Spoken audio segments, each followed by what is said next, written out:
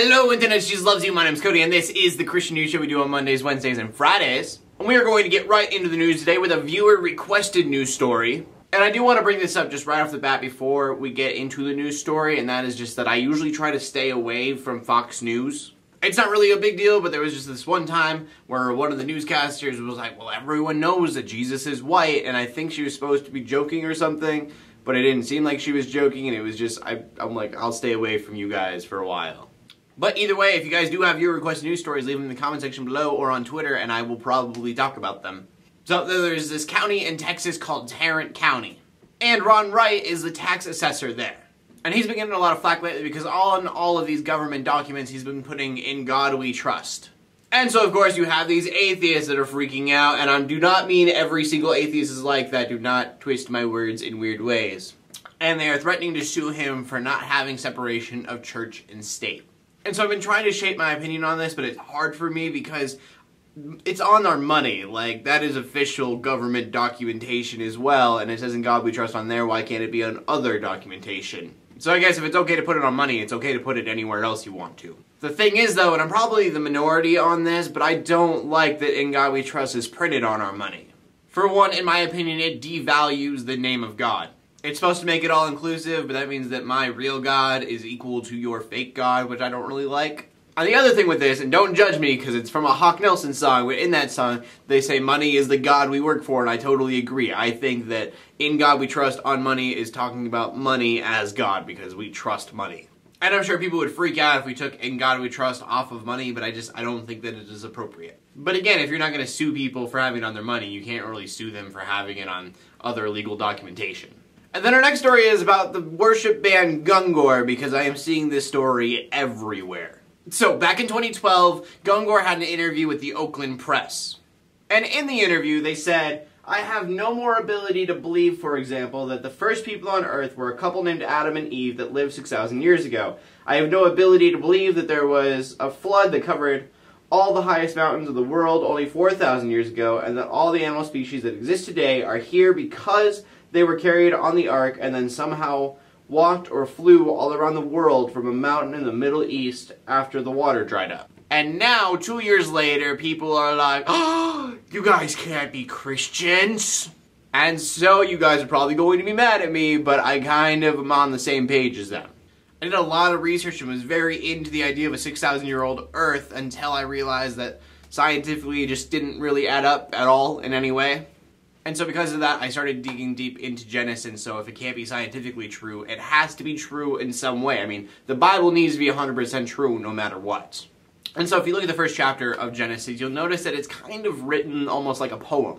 And so I myself have decided that the first few chapters of Genesis are a poem and they are metaphorical truths. And this makes sense for a few reasons, mostly that nowhere else in the Bible is it trying to be a science book.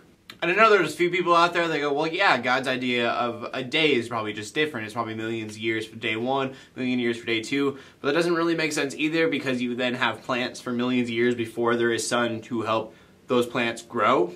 And so there's a lot of people that get at me and they go, well, how can you be a Christian then because you're not looking at the Bible in a literal fashion? I'm only the first few chapters of Genesis and also Revelations because most theologians believe Revelations is very symbolic and metaphorical. Now, again, a problem with this that people have is it needs to be 100% true, which I brought up a little bit ago. To which I simply say, just read it, like I said, metaphorically, and you will see all the truths that are still there. A pastor once told me, you can take the first 2 chapters of Genesis and literally know everything you need to know about the nature of mankind. And while looking at the first 2 chapters metaphorically, you can still see who God is, what his intentions are, the fall of man, why we sin. You still get to learn how life works in a very simple way that any culture in any era can understand, whether it be us in our advanced age or way, way back when people didn't know what to do with a rock. So my thing is, if you say you're a Christian and you believe the Bible to be 100% true and you treat it as such, then we're no different. And neither is Gungor. And so that's what I want to say. People have different opinions, and I hope that I did not lose too many subscribers with this video. I love you all. And I know that the final story of the day has been about Iraq the last few times, but it's kind of a big deal, so we're talking about it again because there are new updates. First of all, there were about 20,000 people stuck up on a mountain because of ISIS. They're part of the Yazidis religion, which I don't know too much about. Pretty much it's not Islam, so they were targeted too. I know many died because of the harsh environment that the mountain had, because they were being just forced up onto this mountain day and night for a while. So they've been freed, that's good news. And then the other update is that the president has now appointed a new prime minister to their government. It's kind of unclear what the intentions of this is. I'm guessing probably just because the other prime minister wasn't doing what he needed to do. But other than that, there hasn't been a lot of information about the intentions of this new prime minister, but I do know that a lot of Iraqi citizens are happy about this change. And so if anywhere in the world needs prayer right now, and I'm sure there are lots of places, I know there are lots of places, but Iraq right now needs prayer so much. I mean, right now we're witnessing genocide, so prayers. And for that, we go on to the question of the day, and I feel like it's just a stupid idea to ask this question, but I want to know what you guys have to say. Can you be a Christian and not believe in the creation story in a literal sense? Because obviously I believe that you can, but I know there's a lot of Christians out there who do not think you can be a Christian and think that. So please leave a comment in the comment section below with your answer on that, or anything I talked about today, or anything that you want to talk about just because. If you want 50% off Not in This World, use coupon code ARMOR, Cody, no space, capital A, capital C. Share the video, please. That would be amazing. And I think that's it. So, in closing, my name is Cody, RB, Christian News, and not so boring kind of way every Monday, Wednesday, and Friday. Let the haters hate. Let the Christians pray. And to everybody like, subscribe. I will see you later. And God bless.